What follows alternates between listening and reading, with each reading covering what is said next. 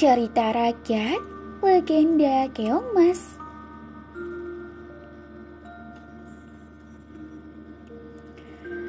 Pada zaman dahulu kala, terdapat sebuah kerajaan yang bernama Kerajaan Daha. Kerajaan ini dipimpin oleh seorang raja yang bijaksana, namanya Raja Kertamarta. Raja memiliki 2 orang putri menawan. Putri pertamanya bernama Dewi Galuh, sedangkan adiknya bernama Candrakirana. Berbeda dengan Dewi Galuh, Candrakirana sudah memiliki tunangan. Sang tunangan merupakan putra mahkota Kahuripan yang bernama Inu Kertapati. Pada suatu hari, ia mengunjungi kerajaan Daha. Selamat pagi Raja Kertamarta, kata Inu Kertapati. Oh, Pangeran Inu, calon menantuku, kemarilah, mari masuk, ujar Raja Kertamarta. Setelah masuk ke dalam istana, mereka akhirnya bertemu dengan Candrakirana. Di sana rupanya calon istrimu, Candrakirana. Dia bersama dengan Dewi Galuh, kata Raja Kertamarta sambil menunjuk Candrakirana. Selamat pagi Candrakirana. Selamat pagi Dewi Galuh, sapa Pangeran Inu. Selamat pagi Pangeran Inu, jawab Candrakirana. Aku mau ke kamar saja, kata Dewi Galuh dalam hati sambil beranjak ke kamarnya. Rasa sombong dan cemburu Dewi Galuh pada Candrakirana itu membuatnya kesal. Kenapa? Mengapa Candrakirana yang selalu beruntung? Aku akan menyingkirkanmu, Candrakirana, kata Dewi Galuh sambil memukul meja. Dewi Galuh yang gelap mata akhirnya pergi ke penyihir untuk membantunya menyingkirkan Candrakirana. Apa yang membuat putri kerajaan datang ke sini di malam ini? Tanya sang penyihir. Saya punya permintaan. Saya ingin kau membantu saya untuk menyingkirkan Candrakirana. Saya akan memberikan emas sebanyak yang kau inginkan.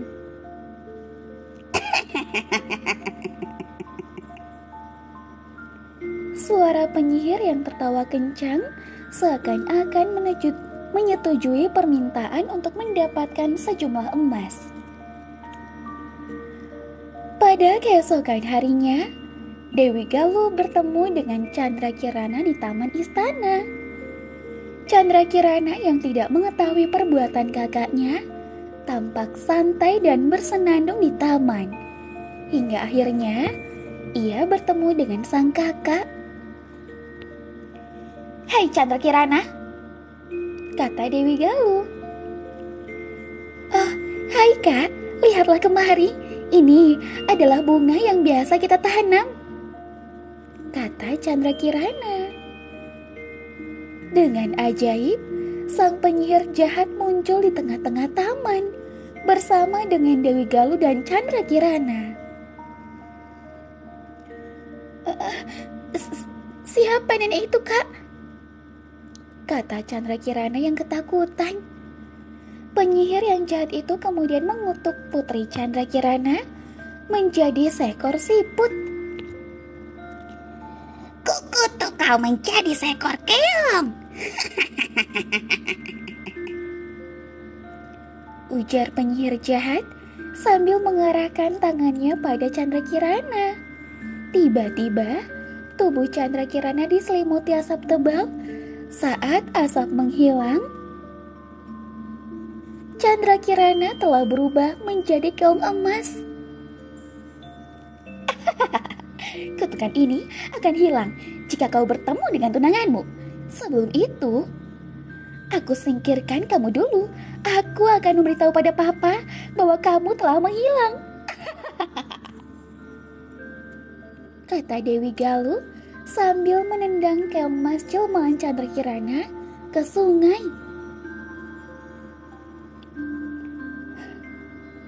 Kenapa dia begitu jahat padaku? Apakah aku pernah menyakitinya? Tanya Chandrakirana yang bersedih di atas daun teratai. Chandrakirana yang berubah menjadi keong emas pun terbawa arus sungai menjauhi kerajaan Daha. Kemana sungai ini membawaku pergi? Namun karena tubuhnya yang berwarna keemasan membuat seorang nenek yang berada di tepi sungai untuk mencari ikan melihat Chandrakirana dan menangkapnya dengan jaring. "Ah!" teriak Chandrakirana yang masuk ke perangkap jaring. Wah, apa ini? Keongnya berwarna keemasan. Belum pernah aku melihat kamu seperti ini, kata nenek tersebut. Nenek itu kemudian membawa keong emas ke rumahnya. Dia merawat keong emas di dalam sebuah vas. Keesokan harinya, tanpa disadari sang nenek, keong emas berubah menjadi manusia sampai siang. Nenek itu kemudian kembali ke sungai, tapi malang nasibnya karena tidak ada satupun ikan yang tertangkap di jalannya. Tak terasa, hari sudah siang. Namun aku belum menyiapkan makan untuk nanti sore. Saat nenek itu kembali ke rumah, betapa terkejutnya dia karena di meja telah disajikan beberapa makanan lezat. Loh, siapa yang memasak semua ini? Siapa yang menyiapkannya untukku? Tanya sang nenek heran. Keesokan paginya, sang nenek kembali ke danau untuk mencari ikan lagi. Kemudian, ketika ia kembali, berbagai hidangan juga telah disajikan di meja makan. Nenek yang penasaran memutuskan untuk pulang lebih awal dari biasanya pada keesokan harinya. Ia juga masuk dengan mengendap-endap ke dapurnya. Terdengar suara seseorang sedang memasak. Kemudian nenek tersebut masuk dan dikejutkan oleh seorang gadis menawan yang memasak di dapurnya. Hah? Siapa kamu, wahai gadis menawan? Kata nenek pada Chandrakirana. Kemudian Chandrakirana menceritakan semuanya kepada nenek itu. Dia juga mengatakan kepadanya bahwa kutukan itu akan hilang jika dia bertemu dengan tunangannya, Pangeran Inu. Saya tidak tahu kapan kutukan ini akan berakhir, Nek. Ujar Chandrakirana yang bersedih. Sabar Kirana, terus berdoa. Semoga doamu terkabul. Sementara itu, di kerajaan Daha, Pangeran Inu ingin mencari tunangannya. Bahkan dia berpura-pura menjadi seorang rakyat jelata untuk mencari ke seluruh negeri. Jangan khawatir Yang Mulia, saya akan mencari Chandrakirana sampai di seluruh pelosok negeri hingga ketemu, kata Pangeran Inu kepada Raja Kertamarta.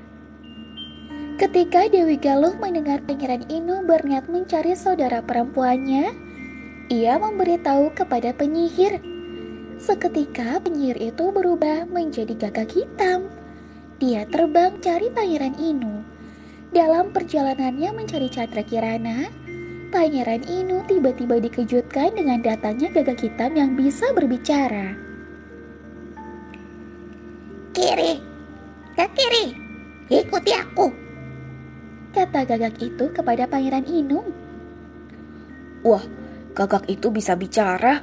Mungkin ia bisa menuntunku untuk menemukan Chandrakirana. Kemudian Pangeran Inu mengikuti burung gagak yang dia tidak sadari bahwa burung gagak itu adalah jelmaan dari penyihir yang sengaja membuatnya salah jalan. Dalam perjalanannya, Pangeran Inu berhenti ketika melihat lelaki tua itu bersandar di pohon. Dia melihat kakek itu berwajah pucat. Kau baik-baik saja, kakek terlihat pucat sekali, Kata Pangeran Inu. Aku belum makan selama berhari-hari, anak muda. Ini dia, kakek bisa makan siangku. Aku bawa cukup untuk diriku sendiri.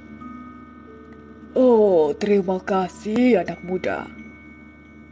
Sambil makan, Pangeran Inu menceritakan semuanya kepada kakek tersebut.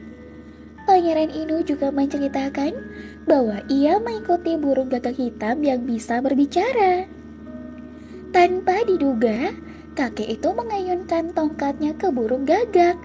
Gagak itu pun jatuh dan kembali menjadi penyihir. Ternyata kakek itu juga seorang penyihir. Dia memberitahu Pangeran Inu bahwa burung gagak itu adalah penjelmaan dari penyihir jahat. Dia juga menyuruh Pangeran Inu untuk mencari Chandra Kirana di desa Dadapan. Sesampainya di desa Dadapan, Pangeran Inu singgah di sebuah rumah pondok untuk meminta minum. Ketika dia bertanya meminta air, betapa terkejutnya Pangeran Inu. Rupanya dia singgah di rumah neneknya yang merawat Chandra Kirana. Nenek dan Chandra Kirana tampak terkejut sekaligus senang melihat Pangeran Inu. Dan ketika mereka bertemu satu sama lain, membuat kutukan menghilang. Chandra Kirana kemudian kembali ke kerajaan Daha. Ia menceritakan semuanya kepada sang papa. Karena takut mendapat hukuman, Dewi Galuh melarikan diri dari kerajaan Daha dan tidak pernah kembali. Pada akhirnya, Chandra Kirana dan Pangeran Inu hidup bahagia bersama. Nenek yang merawatnya juga tinggal di istana.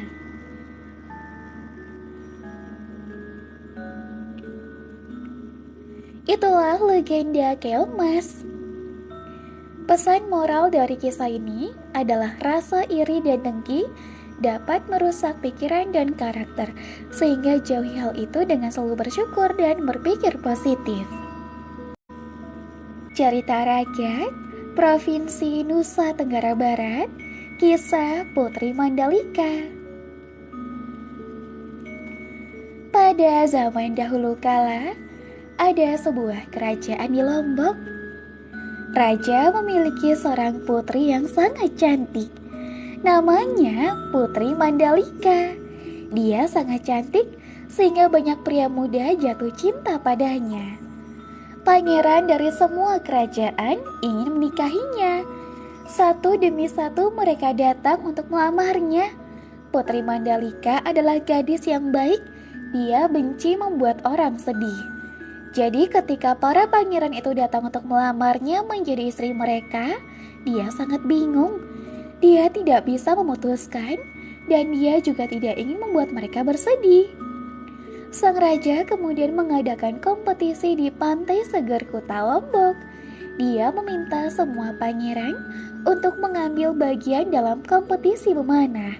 Aturannya sederhana, siapapun yang menembak sasaran dengan sempurna, ia bisa menjadi suami dari putrinya yang cantik. Satu persatu semua peserta mencoba yang terbaik. Mereka semua ingin menjadi pemenang. Setelah beberapa kali tidak ada pemenang. Karena tidak ada seorang pun yang menjadi pemenang, maka mereka mulai berdebat. Mereka mengaku sebagai yang terbaik. Argumen itu semakin panas. Akhirnya mereka semua berkelahi. Segera pertempuran menjadi lebih besar dan bahkan seperti perang. Karena semua pangeran membawa prajurit mereka dalam kompetisi memanah. Putri Mandalika benar-benar khawatir. Dia tidak ingin perang menjadi lebih besar dan melukai banyak orang. Akhirnya dia punya ide. Semua orang, dengarkan aku. Aku tahu kalian semua mencintaiku dan ingin aku menjadi istrimu. Tapi aku tidak bisa menjadi istri kalian. Aku tidak ingin kalian bertarung karena aku. Dan aku tidak ingin kalian bersedih juga. Aku ingin kalian semua memiliki aku, tetapi tidak sebagai istrimu. Aku ingin menjadi seseorang yang semua orang bisa miliki. Aku ingin berguna untukmu.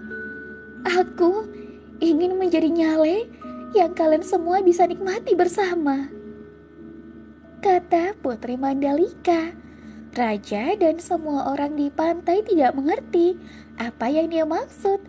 Raja kemudian mendatanginya, tetapi sebelum dia mendekati putrinya, Putri Mandalika melompat ke laut. Dia menghilang dalam gelombang besar. Hal itu membuat kekacauan di pantai. Orang-orang berteriak. Semua pangeran mencoba berenang untuk menemukan sang putri, tapi tidak ada yang berani melompat di laut. Ombaknya terlalu tinggi. Setelah beberapa jam berusaha mencari sang putri, tiba-tiba mereka menemukan banyak cacing laut di pantai. Raja kemudian menyadari bahwa putrinya telah kembali sebagai cacing laut. Belakangan dia menamakan cacing itu sebagai nyale. Sampai sekarang, orang-orang di Lombok selalu berusaha menangkap nyale. Nyale sangat lezat dan itulah sebabnya semakin banyak orang datang ke Lombok untuk menangkapnya. Namun mereka tidak dapat menangkapnya kapan saja mereka mau. Mereka hanya dapat menemukannya setahun sekali, pada bulan Februari atau Maret. Tradisi menangkap cacing laut disebut bau nyale.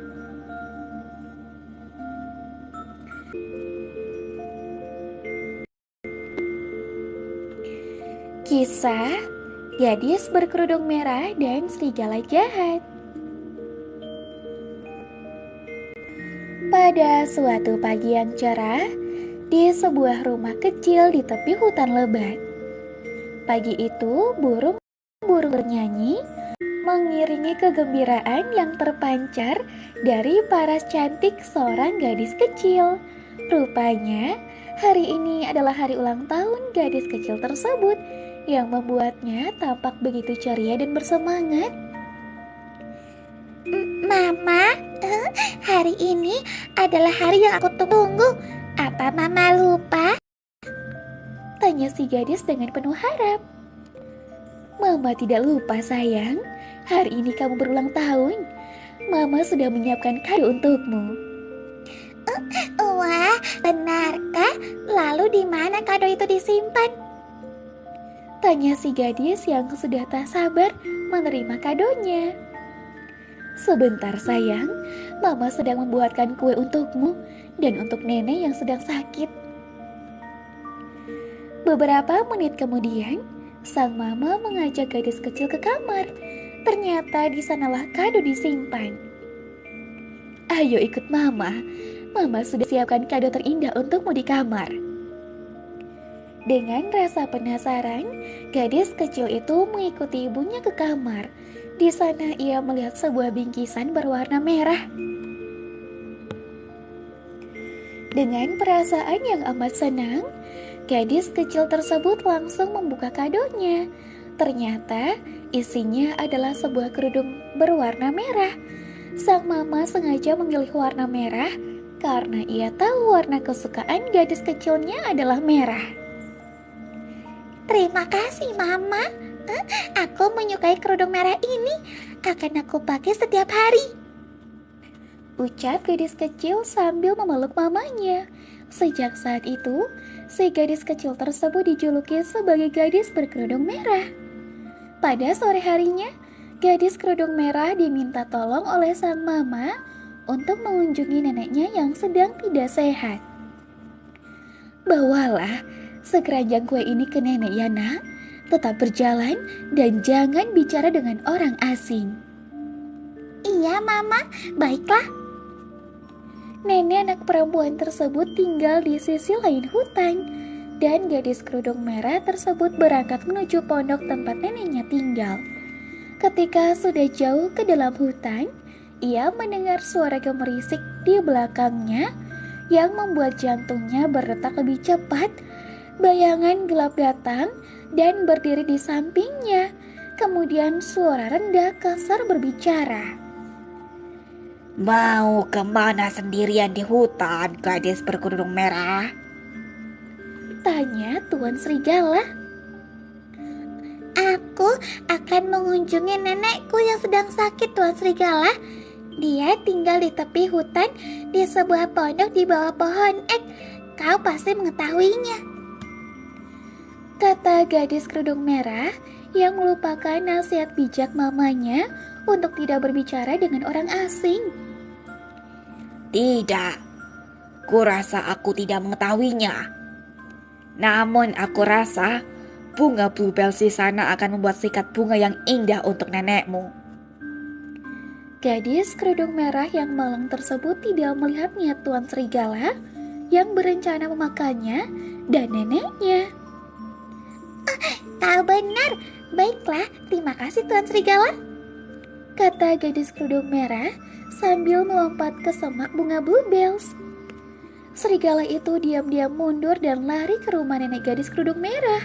Setelah sampai, ia berseru berpura-pura menjadi gadis kesayangan neneknya. Nenek, biarkan aku masuk, Nek. Ini aku, gadis berkerudung merah. Langsung saja kau masuk. Aku terlalu lelah. Sambil menyelinap masuk, serigala jahat itu mengunci pintu di belakangnya. Segera setelah itu, ia mengunci sang nenek di lemari, mengenakan pakaiannya, menutup tirai, dan membaringkan diri di tempat tidur. Sementara itu, gadis kerudung merah telah memilih beberapa bunga bluebell dan cornflowers. Saat ia akan kembali ke jalan setapak untuk melanjutkan perjalanannya, gadis kerudung merah melihat beberapa bunga lili di depan. Aku akan mengambil beberapa untuk Mama. Dia tidak akan keberatan. Bunga itu adalah favoritnya. Senang dengan semua bunga yang dipetiknya, gadis berkerudung merah mulai menyadari bahwa ia tersesat. Kemudian, ia bertemu dengan seorang penebang kayu dan bertanya di mana jalannya. Segera ia sampai di rumah neneknya. Gadis berkerudung merah mengetuk pintu. Biarkan aku masuk, Nek. Ini gadis berkerudung merah dan aku membawakanmu kue. Panggil gadis kerudung merah. Betapa manisnya sayang. Buka gemboknya dan masuklah. Dan jangan lupa untuk menutup pintu di belakangmu. Seru Tuan Serigala jahat yang menyamar. Nenek, suaramu terdengar aneh, Nek. Apakah kau flu berat, Nek? Tanya gadis kerudung merah. Iya sayang, aku terkena flu yang parah. Jawab serigala. Gadis kerudung merah akhirnya meletakkan keranjang dan melihat sekilas wajah serigala yang tertidur di ranjang sang nenek. Namun ia masih tidak menyadari bahwa itu Tuan Serigala yang mengincarnya. Oh, astaga, matamu besar sekali, Nenek. Kata gadis kerudung merah sambil meletakkan keranjang di atas meja. Sekarang sudah lebih baik ketika bertemu denganmu. Jawab serigala. Dan betapa besar telingamu, Nek. Kata gadis kerudung merah sambil berjalan mendekati tempat tidur. Lebih baik ketika bertemu denganmu, sayangku. Kata serigala itu dengan licik. Astaga, kau memiliki gigi yang sangat besar, Nenek. Seru gadis kerudung merah dengan suara yang bergetar. Lebih baik ketika kau akan kumakan. Teriak serigala sambil menggeliat keluar dari selimut kemudian menerkam gadis malang itu ke dalam cengkramannya. Gadis kerudung merah kemudian berteriak minta tolong. Ia kemudian teringat penebang kayu yang membantunya menemukan jalannya. Untungnya, pria itu masih berada di dekat pondok dan segera bergegas ke sana.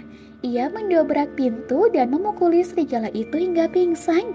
Kemudian, gadis kerudung merah buru-buru mengeluarkan nenek. yang mulai berteriak minta tolong. Mereka berterima kasih kepada penebang kayu yang telah membawa serigala keluar dan mereka aman dari serigala jahat selamanya. Itulah kisah gadis berkerudung merah dan serigala jahat. Cerita ini mengajarkan untuk menaati nasihat orang tua, tidak pernah berbicara dengan orang asing dan tidak menilai orang berdasarkan penampilannya karena itu bisa sangat menipu. Ini juga mengajarkan bahwa tidak boleh membagikan informasi pribadi apapun dengan orang asing yang dapat digunakan oleh penjahat untuk menyakiti. Serigala ditampilkan sebagai perwujudan dari makhluk jahat dan buas, yang di masa sekarang menggambarkan orang-orang jahat yang kurang bermoral. Kita perlu berhati-hati dan bertindak cerdas di setiap langkah, karena bahaya bisa mengintai siapapun di waktu-waktu yang tidak terduga. Kisah Ikan Mas Ajaib dan Pohon Emas. Alkisah, pada zaman dahulu kala, di sebuah desa, hiduplah 7 orang saudari yang yatim piatu. Dari ke-7 saudari itu, hanya sang gadis bungsu yang merupakan saudari tiri. Sifat putri bungsu sangat bertolak belakang dengan ke-6 kakak-kakaknya. Putri bungsu adalah anak yang rajin, jujur, baik hati, dan rendah hati. Kebalikannya, ke-6 kakaknya sangat sombong, pemalas, dan mudah iri hati. Setiap hari, ke-6 kakak yang pemalas itu selalu menyuruh adik bungsunya untuk mengerjakan berbagai pekerjaan rumah, mulai dari mencuci, memasak, hingga membersihkan rumah dilakukan sang bungsu sendirian. Seperti hari-hari sebelumnya, sang bungsu disuruh mencucikan baju milik kakak-kakaknya di pinggir sungai. Tanpa sengaja, salah satu pakaian milik kakaknya hanyut terbawa air sungai. Tak peduli seberapa keras ia berusaha menyelamatkan baju itu, tetap saja hanyut karena arus. Sesampainya di rumah, sang kakak yang mengetahui kalau bajunya hanyut pun langsung marah-marah. "Bagaimana bisa kamu menghanyutkan bajuku?" ucap sang kakak dengan penuh amarah. Bahkan ia sampai memukul dan menghukum adik bungsunya itu. "Kembali ke sungai sana. Kamu harus mencari bajuku sampai ketemu. Kalau tidak, kamu tak boleh pulang ke rumah." Dengan sedih, sang putri bungsu kemudian kembali ke tepi sungai, tempatnya mencuci di siang hari. Sesampainya di sana, ia hanya bisa menangis, meratapi nasibnya. Di tengah isak tangisnya, mendadak sang putri bungsu terkejut karena mendengar suara percikan air. Ketika melihat ke arah permukaan sungai, sang bungsu melihat seekor ikan mas tengah melompat-lompat seolah berusaha menghiburnya. "Siapa kamu? Apa yang sedang kamu lakukan di sini, ikan mas?" tanya sang putri bungsu. Namaku adalah Lengli. Kulihat kamu sedang bersedih, Putri. Adakah yang bisa kulakukan untuk membuatmu kembali tersenyum? Jawab sang ikan yang bisa berbicara. Sang putri bungsu pun menceritakan tentang pakaian kakaknya yang tak sengaja hanyut terbawa arus sungai.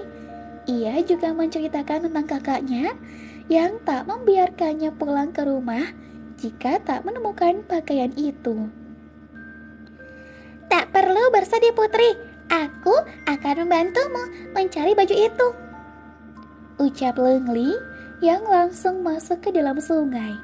Awalnya, sang putri bungsu meragukan apakah Lengli akan sungguh-sungguh mencarikan pakaian kakaknya yang hanya terbawa air itu.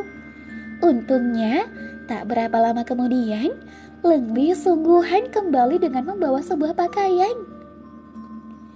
Apakah ini adalah baju milik kakakmu, Putri? Tanya Lengli. Benar, Lengli. Terima kasih atas bantuanmu, Lengli.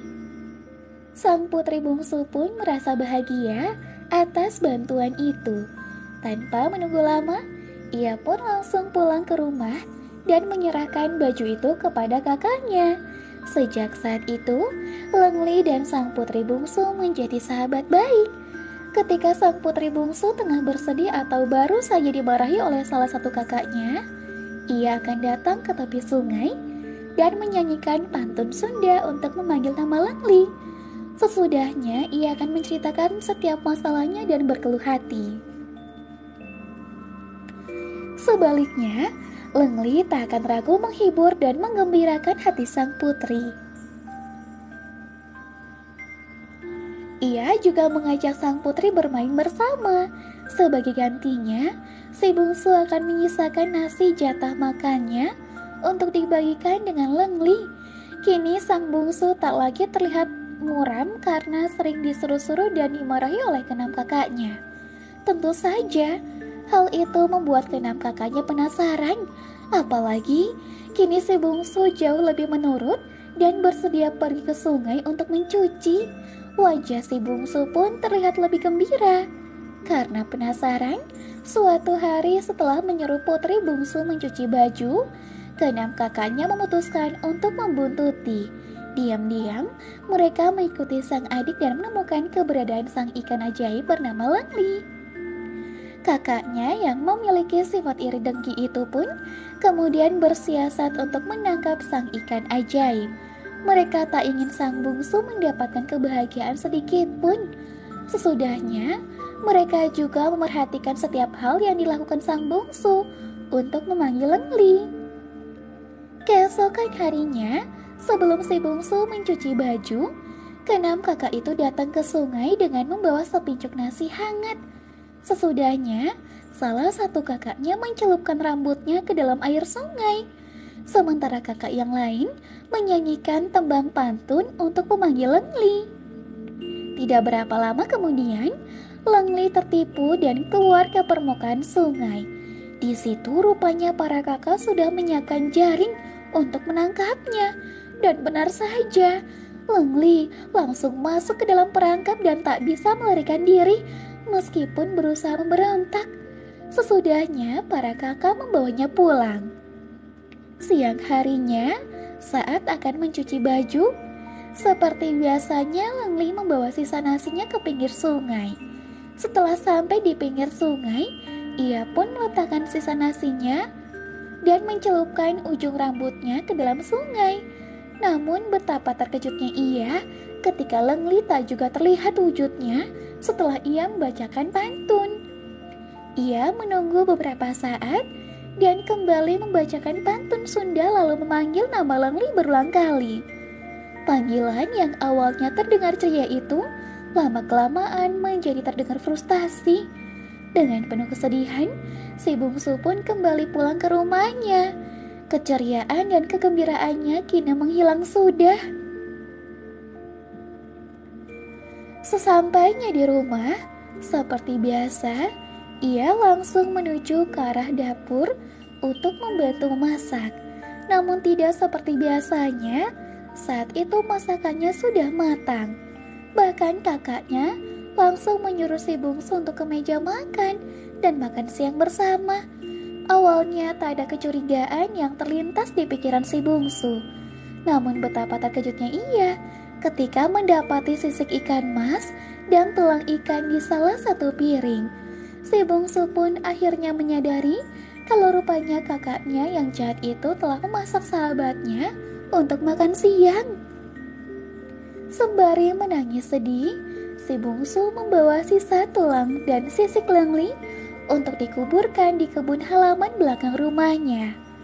Kini si bungsu tak lagi memiliki sahabat tempatnya berkeluh kesah dan kembali merasa ceria.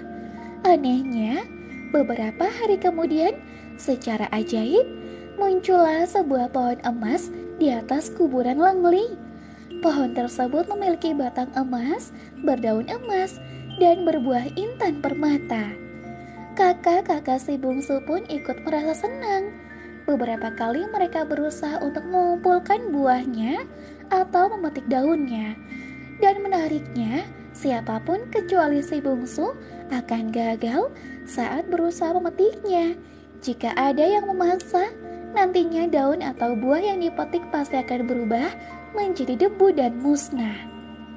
Informasi tentang keberadaan pohon emas ajaib itu pun sampai tersebar kemana-mana, termasuk ke kerajaan. Bahkan para pangeran sang putra mahkota yang berparas tampan pun penasaran dan ingin melihat pohon tersebut secara langsung. Pada suatu hari yang cerah, dengan ditemani oleh para pengawalnya, salah satu putra mahkota datang ke rumah si bungsu. Tujuannya adalah untuk melihat pohon tersebut dan bertanya tentang asal-usulnya. Awalnya, para kakak yang melihat kedatangan sang pangeran langsung berebut ingin mengobrol. Namun, ketika pangeran bertanya tentang kebenaran pohon emas, tak ada satupun dari para kakak itu yang bisa menjelaskan. Dengan tegas, sang pangeran meminta siapa saja yang mengetahui kebenaran dari pohon emas itu untuk memberitahunya. Si bungsu pun akhirnya mengajukan diri dan menceritakan tentang kisah Lengli yang sesungguhnya. Tak hanya itu, sang pangeran pun kagum akan keluhuran budi, kebaikan, dan juga paras rupawan si bungsu. Tanpa menunggu lama, pangeran memboyong si bungsu ke kerajaan. Sesudahnya, pangeran menikahi si bungsu dan mereka pun hidup dalam kebahagiaan selamanya. Itulah kisah ikan mas ajaib dan pohon emas. Pesan yang bisa disampaikan dari kisah ini, yang pertama ada, ajarkanlah agar selalu bersikap baik kepada saudara-saudara. Jangan seperti keenam kakak si bungsu yang selalu menyuruh-nyuruh dan menyiksa adiknya. Kisah ini juga bisa dijadikan pengingat untuk selalu berbuat baik dan melakukan segala sesuatu dengan ketulusan, seperti yang dilakukan oleh si bungsu yang nantinya akan mendapatkan kebaikan berupa pohon emas dan kehidupan penuh kebahagiaan di istana.